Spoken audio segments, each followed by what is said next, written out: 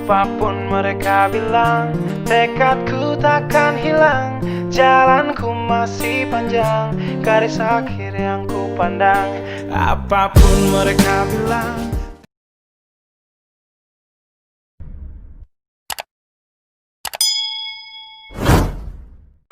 Selamat pagi teman-teman. Alhamdulillah kita jumpa lagi dalam acara Bincang Faidah yang hari ini akan hadir di tengah-tengah kita salah satu mahasiswa pasca sarjana ilmu biomedik Universitas Gadjah Mada Yogyakarta, dan beliau adalah salah satu laboran di salah satu universitas di Semarang. Jadi kita menunggu hadirnya Mas Arik yang hari ini masih prepare. Mas Arik, dimanakah dirimu? Segeralah hadir. Sudah ditunggu teman-teman yang lainnya. Teman-teman, hari ini kita agendanya adalah bertema tentang yang lagi marak hari ini. Kalau misalnya kemarin kita ada pembahasan tentang bagaimana dampak dari COVID ini yang kepada seluruh lini. Nah, hari ini kita akan membahas tentang akurasi dan metode rapid test dan juga swab yang dengan PCR itu, kemudian untuk pendeteksi dari adanya virus SARS-CoV-2 yang nanti akan dibahas tuntas oleh yang sudah melaksanakannya. Jadi Mas Arik ini salah satu laboran yang juga sama yang kemarin kita juga membahas tentang PCR juga, nanti ada di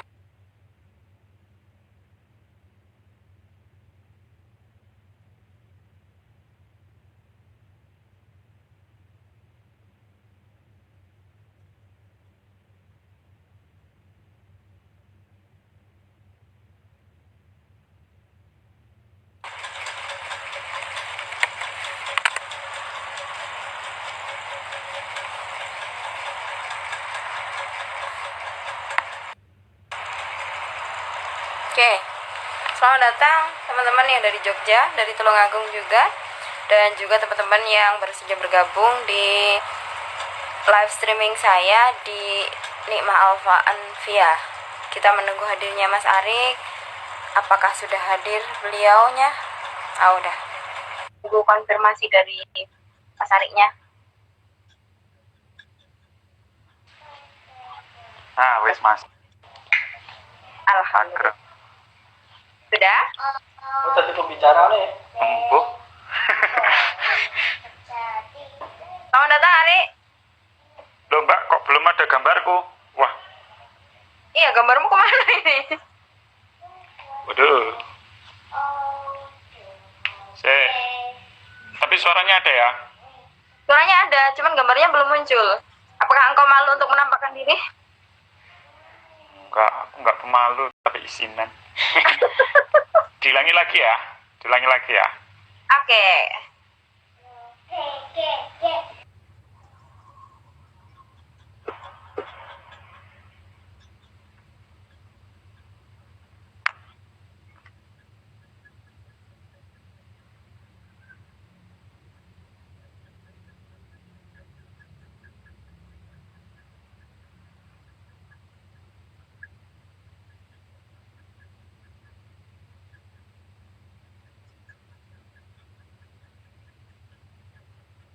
Oke, apakah sudah bisa menampakkan diri? Menunggu konfirmasi. Nah, alhamdulillah sudah hadir. Gambarmu Ada. apa? Belum ada.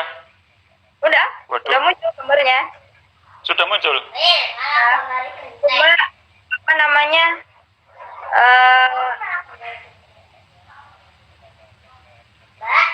Di tempatku enggak ada muncul ini.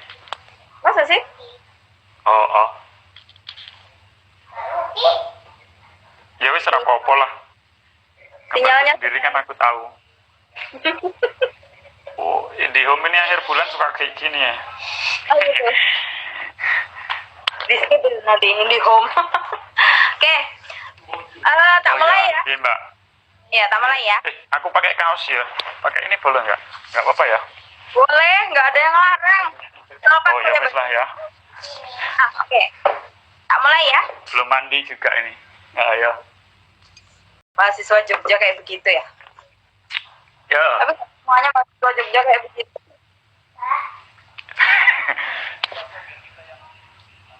Oke. Kita tak mulai? Bisa. Milih bukunya ya. Assalamualaikum warahmatullahi wabarakatuh. Selamat pagi semuanya. Waalaikumsalam. Teman-teman yang baru saja bergabung di sini, selamat pagi dan mudah-mudahan apa yang nanti akan kita bincang bisa manfaat di teman-teman semuanya.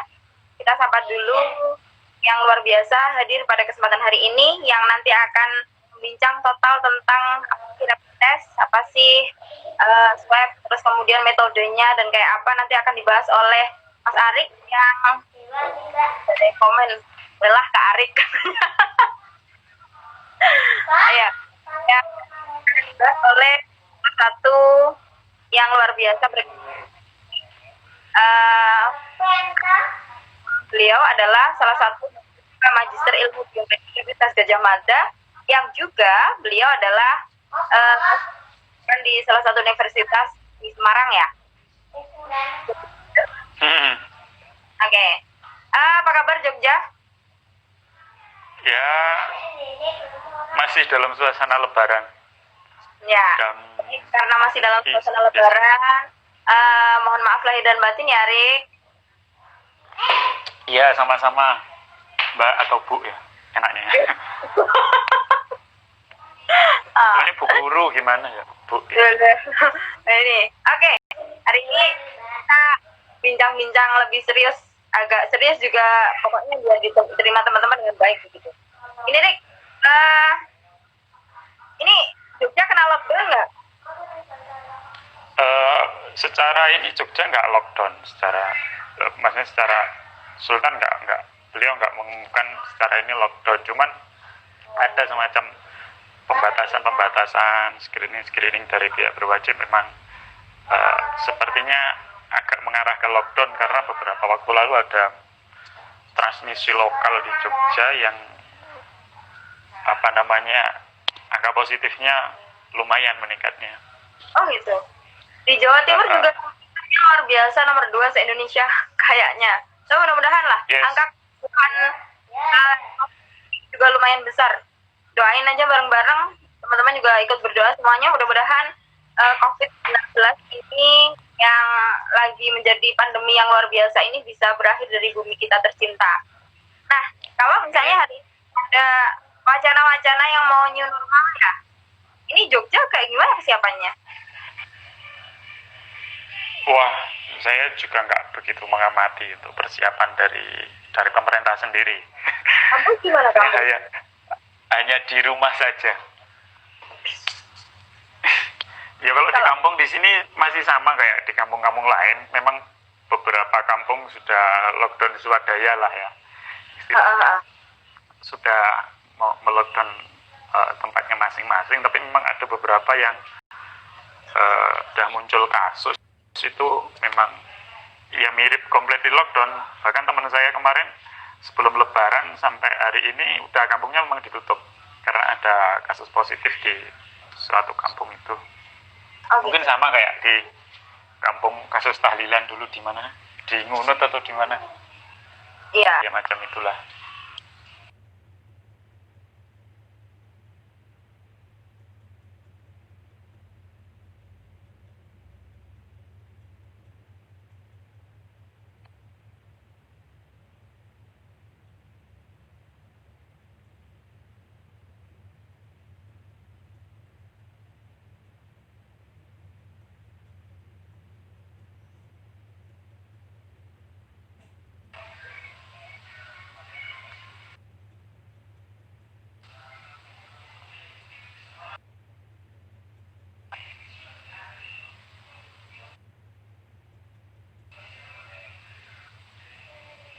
Ari, apakah masih di sana? Saya nggak bisa dengar suaranya, Mbak.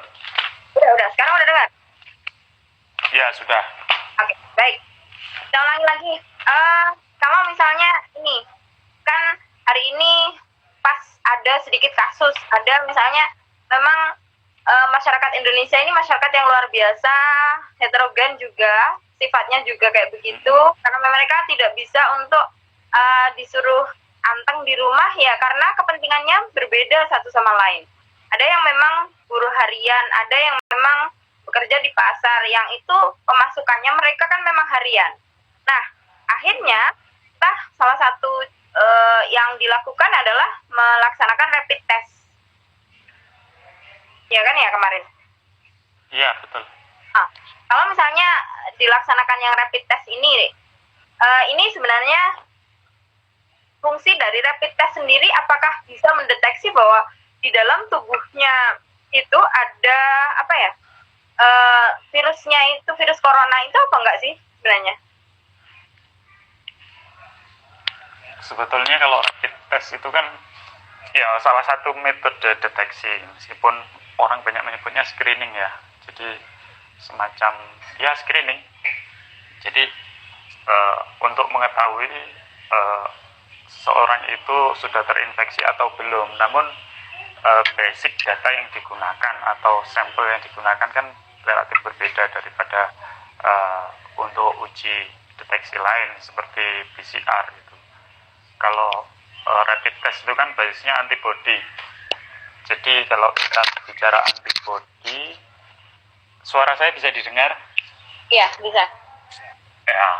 Nah, kalau bicara Cuman antibody itu kan biasa. nggak nampak ya? Enggak. Waduh, sayang sekali. Ya apa-apa dah. Ya udah nggak Nah, apa-apa. gimana? Lanjutin.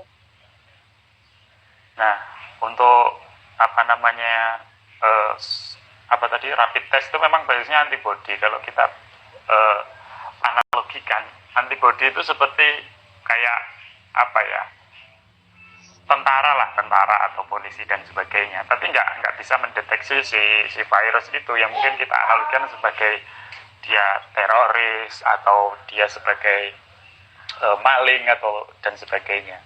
Sebenarnya yang berulah kan malingnya atau terorisnya itu. Cuman kan kita bisa mendeteksi apabila di situ ada Densus 88 banyak, oh itu ada teroris itu.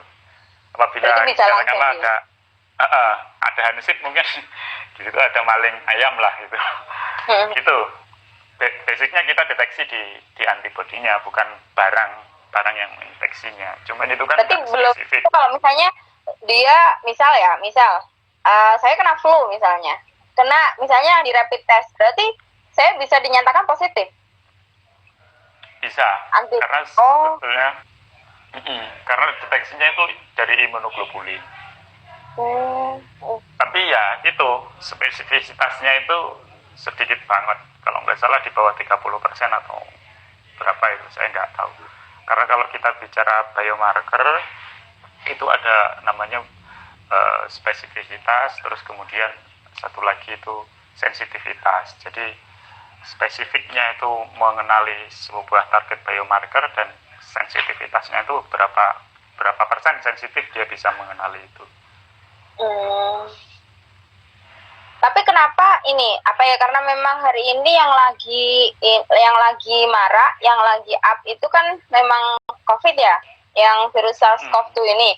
Nah, apakah kalau misalnya dia rapid test menyatakan positif, padahal belum tentu kalau misalnya yang mengenai antibodinya ini adalah virus penyebab COVID-19 ini, bisa langsung dikarantina? Ya memang apa karena ya memang jaga-jaga ya?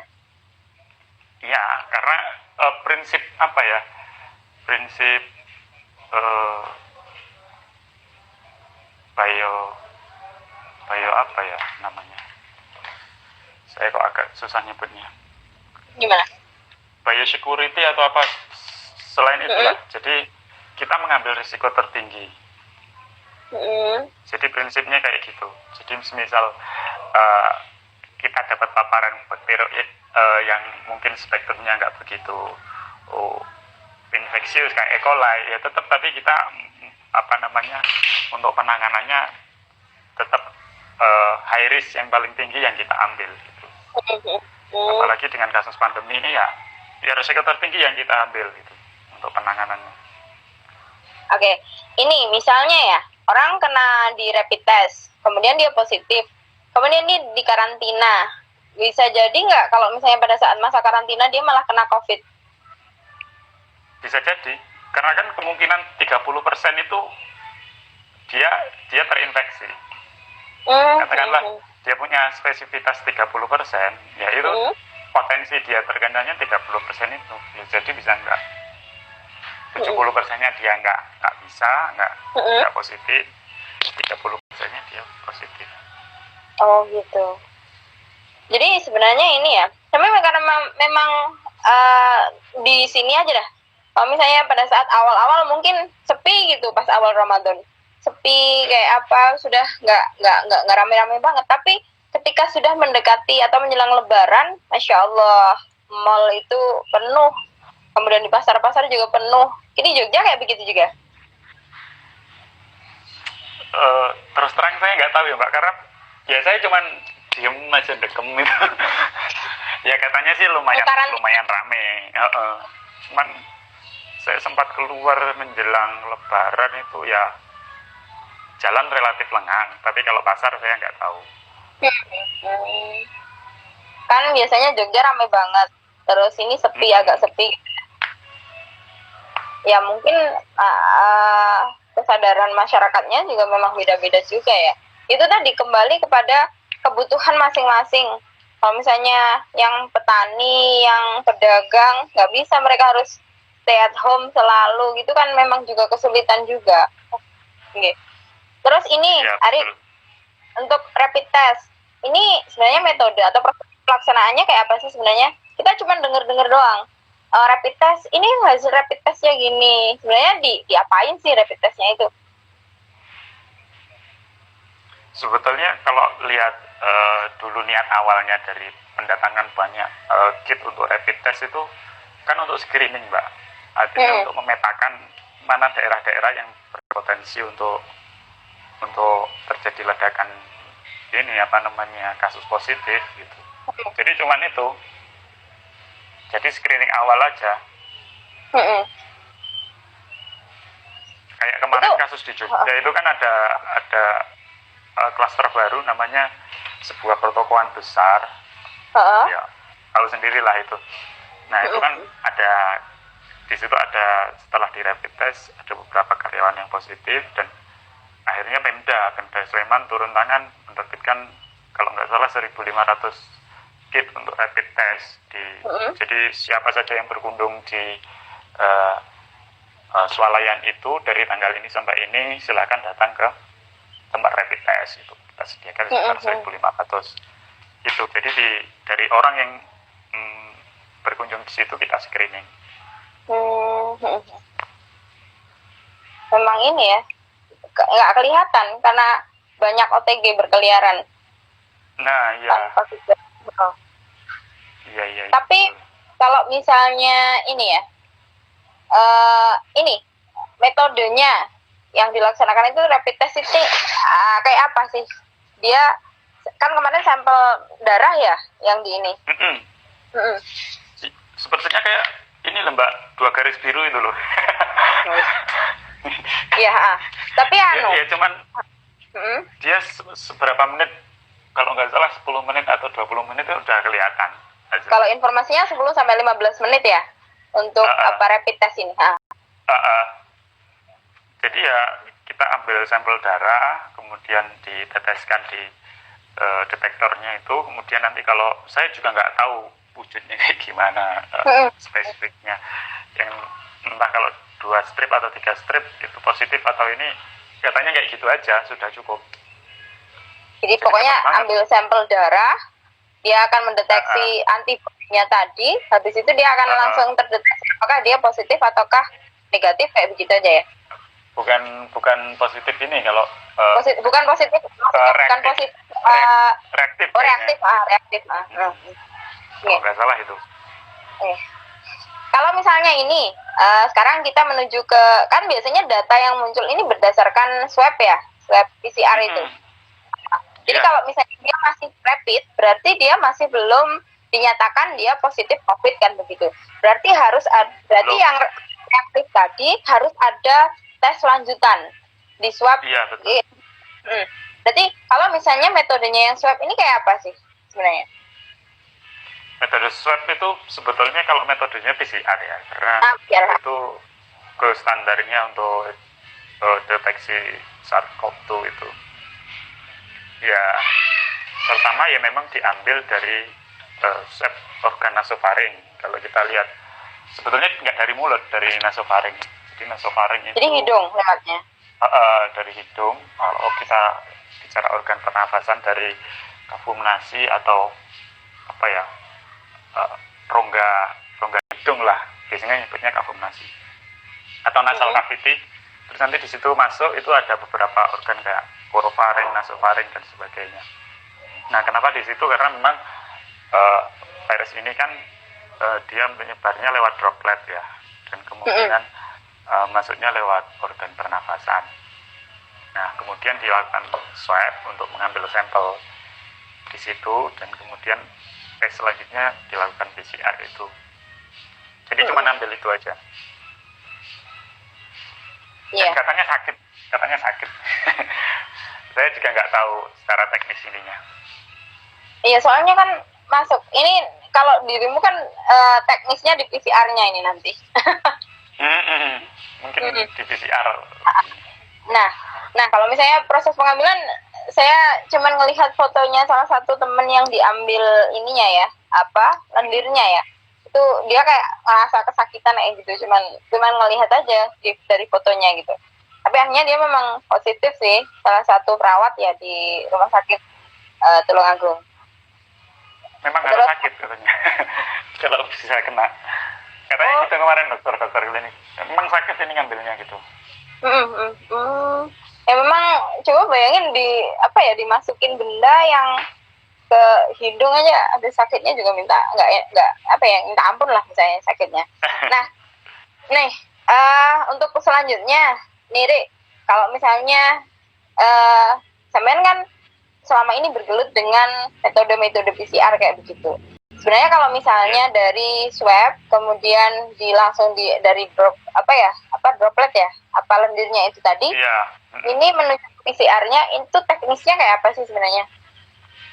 Kalau setahu saya nanti setelah diambil itu nanti ada VTM kalau nggak ya, viral transfer medium kalau nggak salah loh.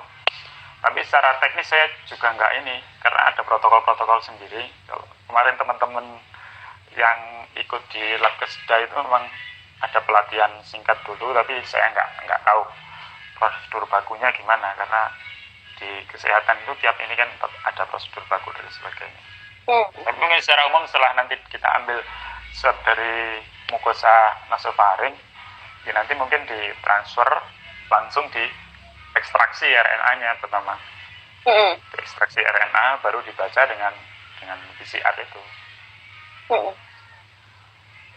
Begitu. Sebenarnya kalau itu butuh waktu berapa lama? Dari teman-teman klinis itu bilangnya setelah ngambil swab itu bisa keluar hasil loh, dalam artian diterima teman-teman klinis lagi itu sekitar 2 hari 3 hari, tapi tergantung daerah. Nah, kenapa tergantung daerah ini? Karena memang ada proses loading sampel dan antrian dan sebagainya, karena memang device untuk deteksi ini kan awal-awal kan Indonesia sempat ini kan kelabakan karena alatnya nggak terlalu banyak, pasien bertambah. Tapi sebetulnya kalau prinsipnya kalau langsung itu beberapa jam bisa keluar kalau nggak ada antrian lah. Iya, memang nah, hari ini juga, se-Indonesia kan satu sampel satu kan ya yang di ini.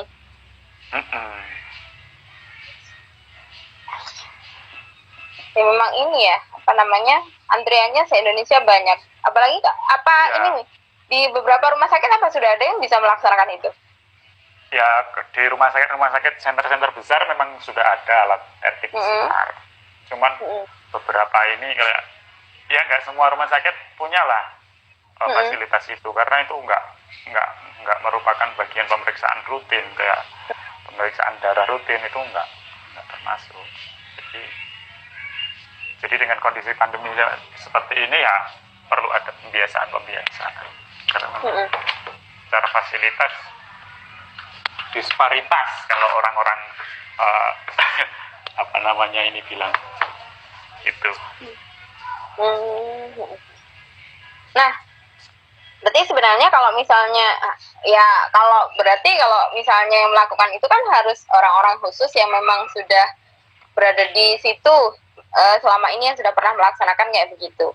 Nah, kalau misalnya ini keamanan dari teman-teman yang ada di lab untuk melaksanakan PCR ini juga sama dengan dokter-dokter yang harus menggunakan hazmat dan sebagainya kayak begitu.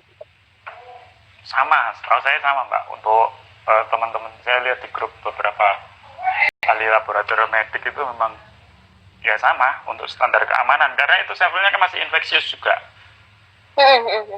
Loh, infeksius sekali. apa gini, sampelnya itu kan dibawa, saya masih penasarannya itu kayak begini, kalau diambil lendirnya, nah ditaruh ke tempat yang untuk penyimpanan lendir ya, terus kemudian dibawa ke, misalnya dari sini dibawa ke suatu tempat gitu, kira-kira di perjalanan dia ada kemungkinan dia mati nggak sih ininya, virusnya? Makanya ada ini apa namanya VTM itu, viral transfer medium itu.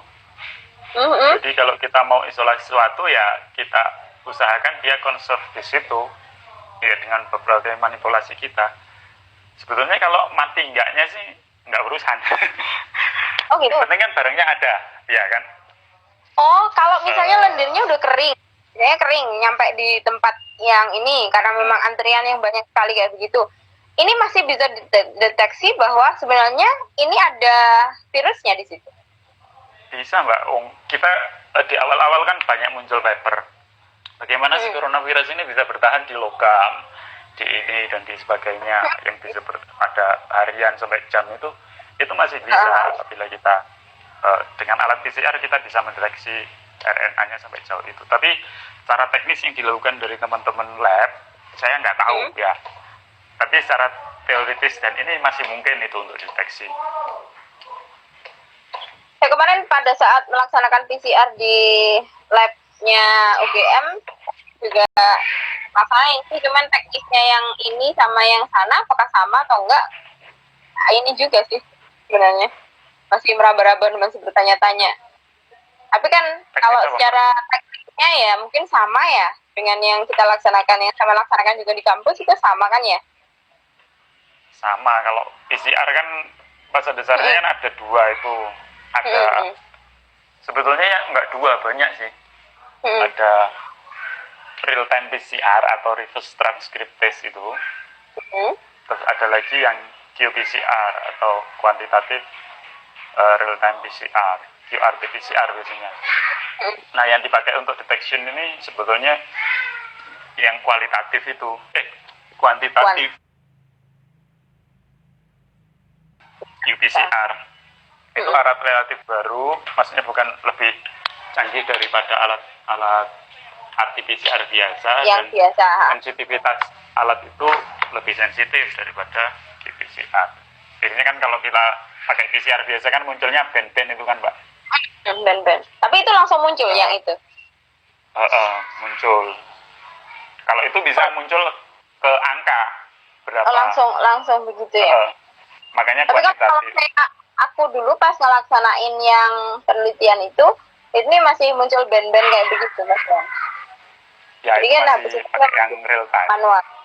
Ya. Jadi sebetulnya pakai itu mungkin, cuman ya sensitivitas sama spesifitasnya lebih bagus yang QRT. Makanya dulu saya pernah nyoba untuk isolasi dan deteksi rotavirus itu pakai itu juga belajarnya.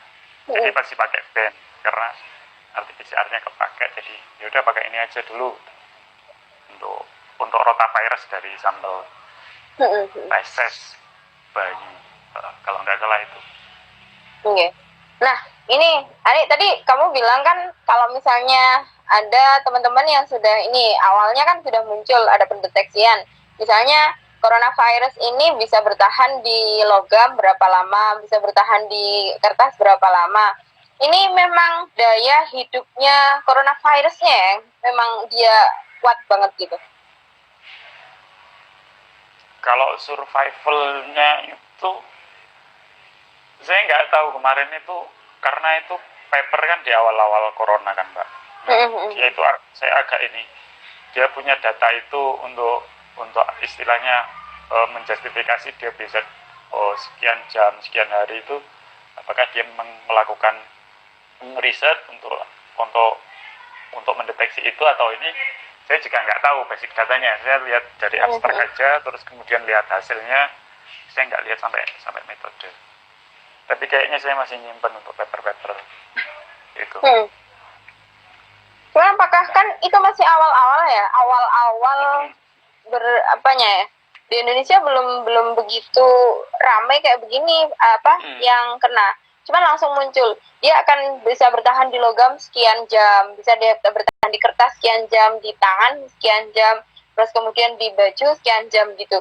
Kok apa yang memang ini sudah dilakukan penelitian tentang itu atau bagaimana begitu maksudnya? Ya, kemungkinan sudah. Tak lihat kemarin artikelnya itu review kalau nggak salah ya. Kalau yang saya baca bukan original artikel. Jadi mungkin dia collect dari beberapa original artikel dari penelitian, kemudian dijadikan satu ini. Kalau nggak salah saya bacanya itu yang review artikel.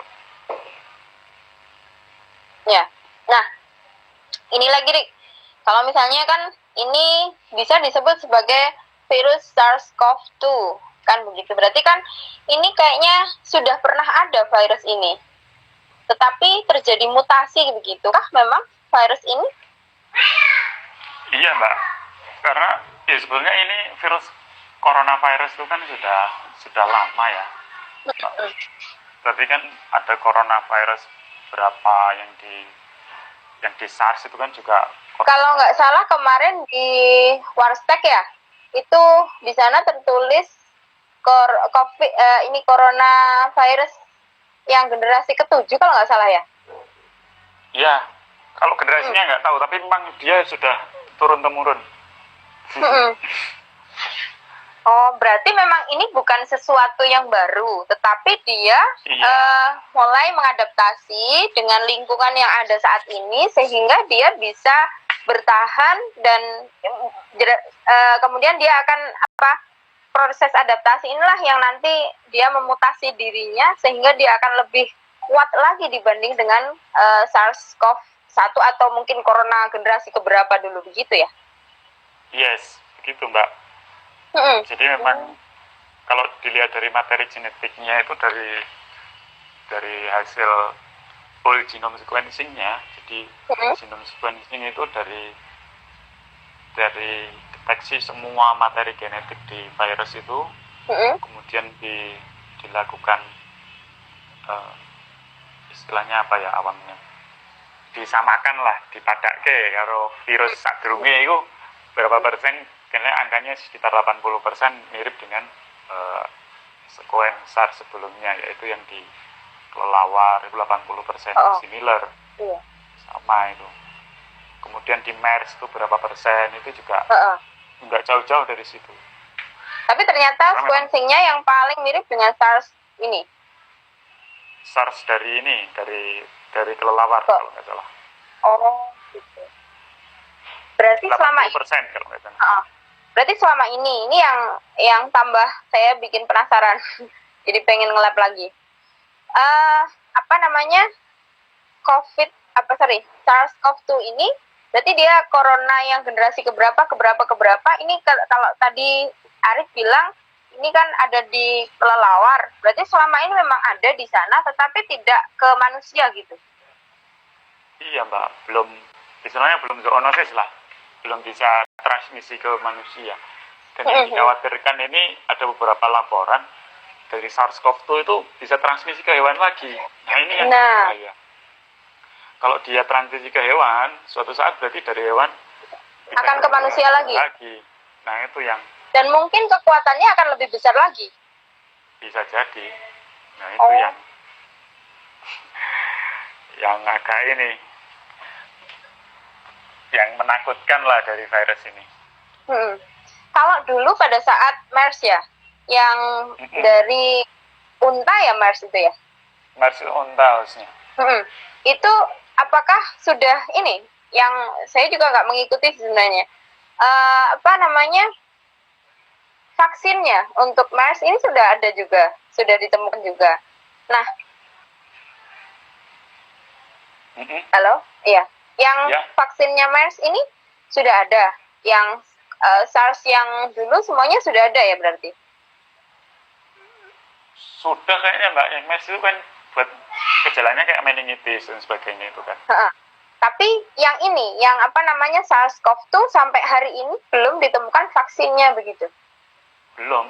Ya kabarnya kan yang kit itu kan bisa menjanjikan 18 bulan atau berapa itu kan.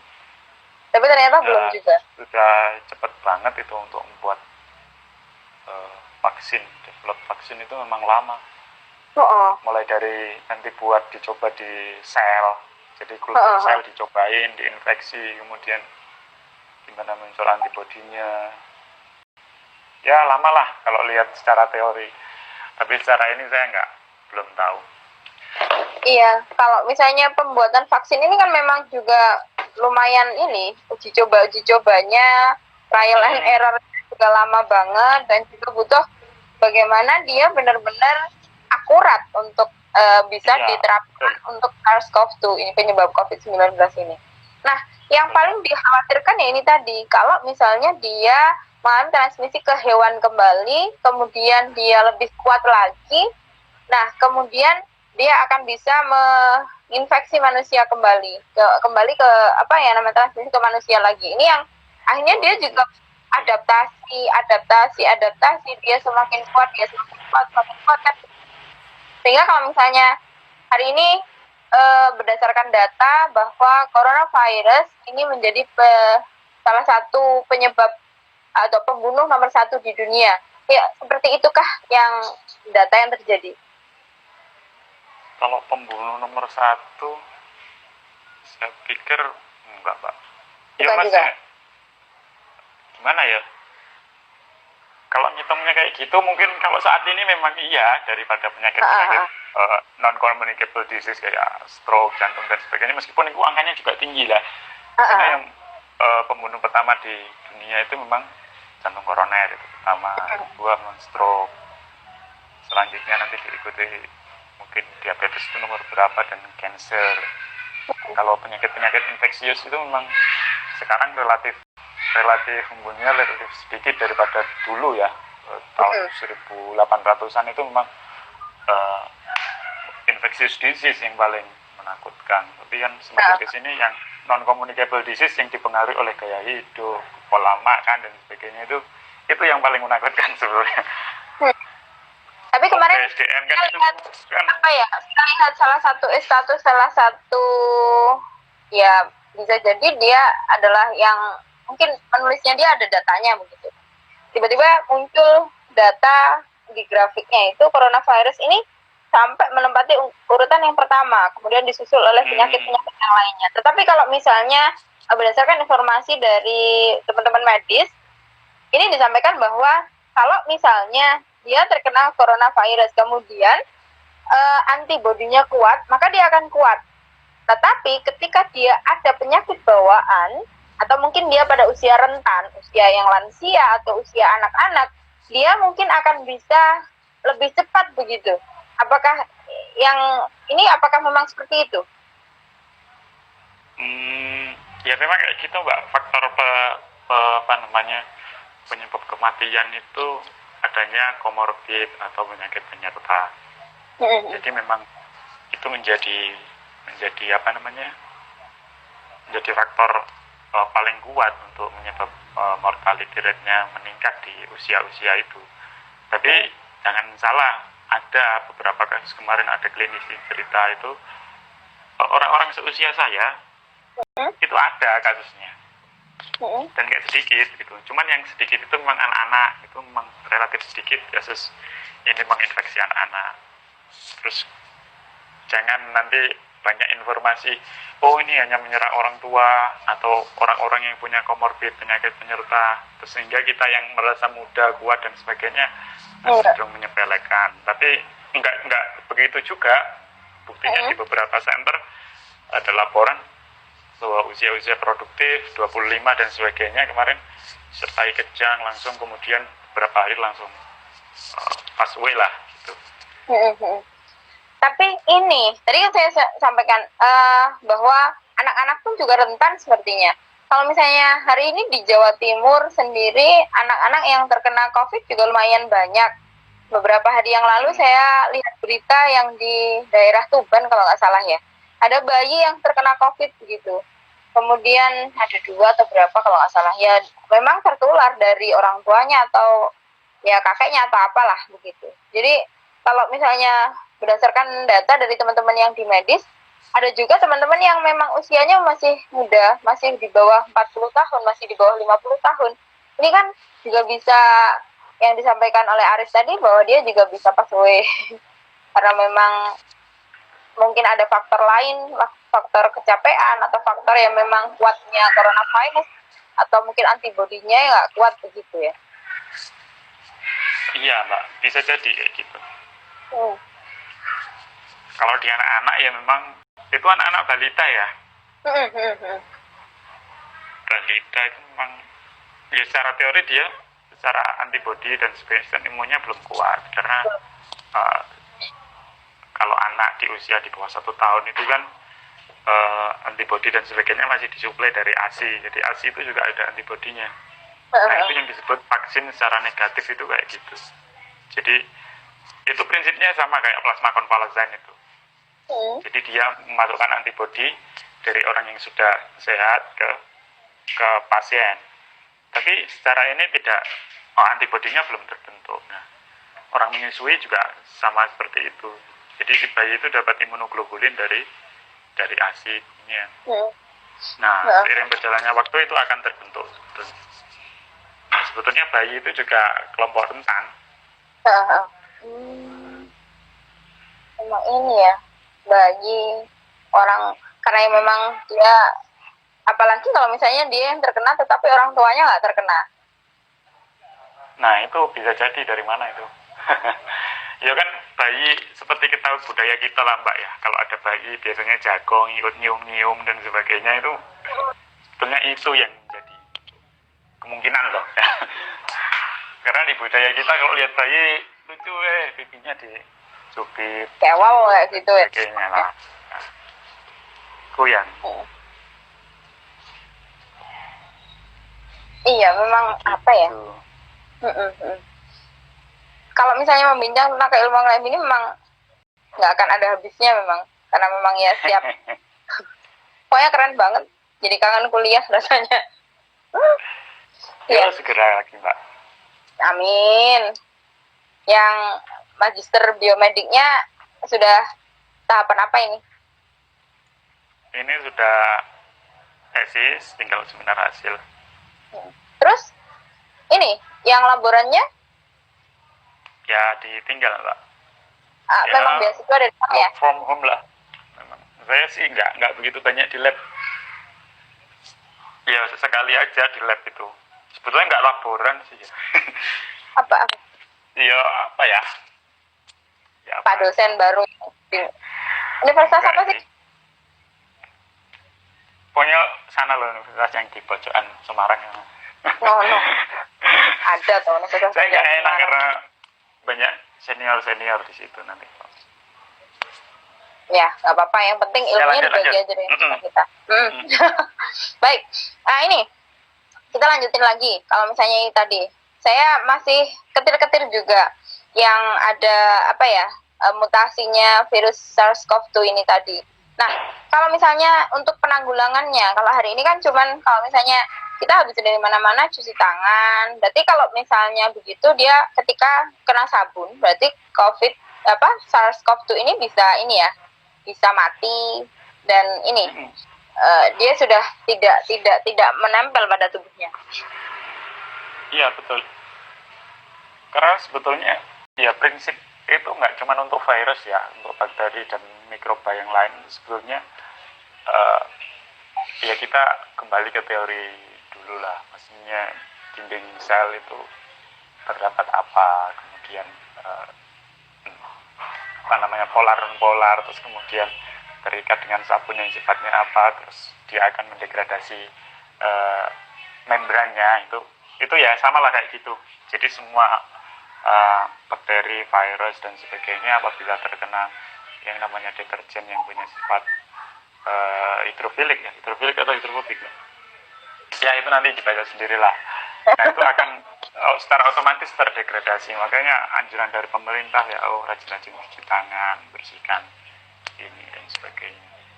Itu Jadi ya, memang otomatis benar, dia akan mati. memang benar anjuran dari orang tua kita dulu. Kalau misalnya dulu kan di Jawa, di depan rumahnya mesti ada tempat cuci tangan ya gitu ya. Betul, betul. Dan itu sudah mulai Ya. ditinggalkan. Dan sekarang dikembalikan. Ono gendongnya Nah. ning ngarep. Oh, gentong. Kalau bahasanya. masuk, mungkin kalau sekarang terinfeksi virus. Kalau dulu mungkin sawanan lah ya bahasanya. Nah. Tapi sawanan mungkin bisa jadi bagian dari virus ini ya. Nah, bisa jadi. Nah, saya mau tanya apa lagi ya ini tadi. Kalau misalnya ini, Dek,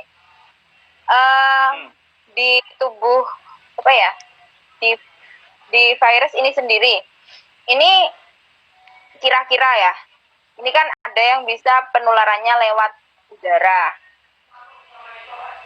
Udara. Katanya loh, bisa nggak sih? Oh, Kan iya. kemarin ada yang kalau misalnya kita ketemu sama orang droplet, oke ya. Kemudian ada yang mengatakan ini lewat udara bisa. Benar ini? Kalau aerosol itu kemarin kan awal-awal sempat di ini apa namanya? Sempat di ada yang bilang ahli bisa lewat aerosol. Terus kemudian ada beberapa ahli yang mengkonter enggak bisa lewat aerosol. Dia memang harus lewat droplet. Oh, Gitu. berarti memang Tapi memang ini masih debatable lah, masih ilmunya masih dibangun. Jadi semuanya itu masih mungkin. Dan salah satu-satunya pilihan ya kita harus hati-hati gitu aja. Mana-mana pakai masker dan sebagainya. Oh, iya. Memang ya hati-hati ini yang lebih diperlukan hari ini dibandingkan dengan yang lainnya pokoknya. Jaga imun kita, jaga iman kita supaya tetap sehat kayak gitu. Oke, Ari, Ya, biasa sekali perbincangan kita pada kesempatan hari ini. Mudah-mudahan insya Allah akan disambung kembali besok atau mungkin pas ada hal yang lainnya yang mungkin pengen ditanyakan teman-teman berkaitan dengan PCR atau apa yang berkaitan dengan COVID-19 atau yang lainnya, nanti kita akan adakan siaran langsung bersama kembali. Cuman hari ini wajahmu tidak terlihat gitu, cuman iya toh. loadingnya. Aku ini pertama kali saya pakai kayak gini, jadi saya Oh gitu. nggak tahu. Iya, saya nggak pernah. Oke deh. Oh, nggak kelihatan Dan- ya? Ya udah. Nggak kelihatan. Nggak apa-apa, nanti dipasang foto. Time lah bisa ini ya. Oke. Iya. Oke, terima kasih sekali sudah bergabung dan mampir di Bincang-Bincang Faedah ini. Mungkin ada yang ingin disampaikan ke teman-teman. Nanti insya Allah akan ada giveaway yang nanti selain ada di Instagram saya, di IGTV saya, nanti juga akan ditayangkan kembali di channel YouTube Anvia Official yang mudah-mudahan nanti bisa didengarkan oleh teman-teman yang lainnya. Nah, kira-kira sebelum acara ini diakhiri atau sebelum Ari undur diri, mungkin ada yang ingin disampaikan ke teman-teman supaya tidak terkena COVID-19 atau mungkin ada tips bagaimana dari Ari begitu. Ya seperti yang disampaikan para ahli lah, maksudnya kita tetap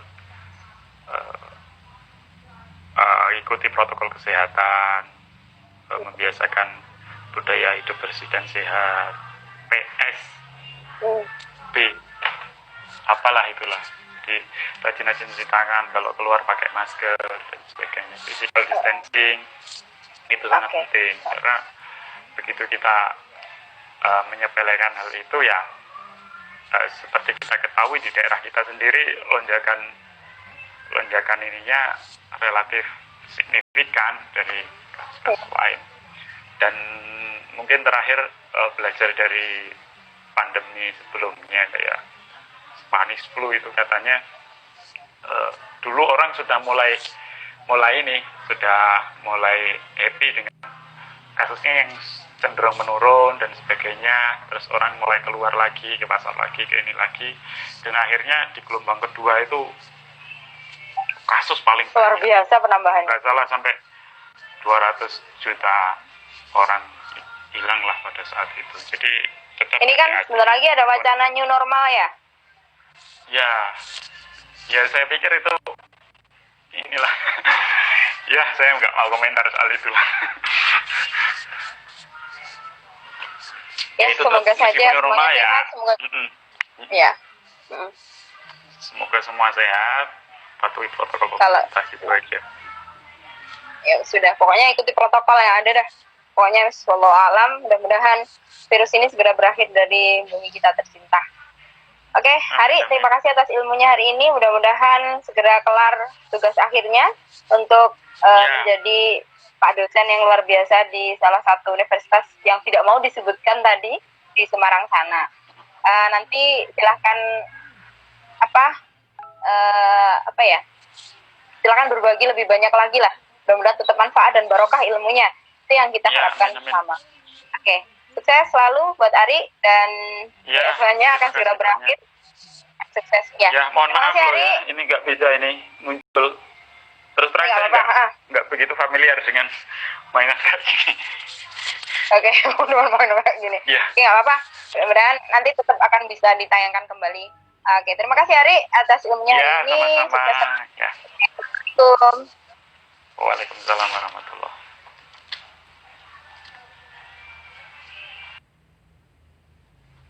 Oke teman-teman, alhamdulillah demikian tadi apa yang sudah kita bincang, banyak hal berkaitan dengan virus SARS-CoV-2, sampai sudah sekali penyebutannya yang menjadi penyebab COVID-19. Artinya ada sebuah kesimpulan kecil yang bisa kita simpulkan bersama bahwa virus ini tidak akan berakhir. Virus ini akan terus ada dan bisa jadi virus ini akan mengalami mutasi sehingga dia akan lebih kuat lagi. Yang jelas hari ini yang bisa kita laksanakan adalah ikuti protokol yang sudah dianjurkan oleh pemerintah. Pakai masker, jaga jarak atau social distancing, physical distancing juga, dan juga jaga imun kita serta iman kita. Insya Allah mudah-mudahan kita husnudon semuanya, mudah-mudahan pandemi ini akan segera berakhir dan mudah-mudahan kita semuanya terhindar dari virus corona ini. Baik, saya akhiri dulu di bincang-bincang faidah ini. Kita akan ketemu lagi besok dengan materi-materi yang luar biasa, yang mungkin besok akan ketemu dengan teman-teman yang dari LKIS, yang dari UNS, dan juga yang pejuang hidroponik. Mungkin juga akan bertemu dengan teman-teman yang hari ini ada permasalahan tentang bansos. Baik, saya akhiri hari ini. Wassalamualaikum warahmatullahi wabarakatuh. Jalanku masih panjang, garis akhir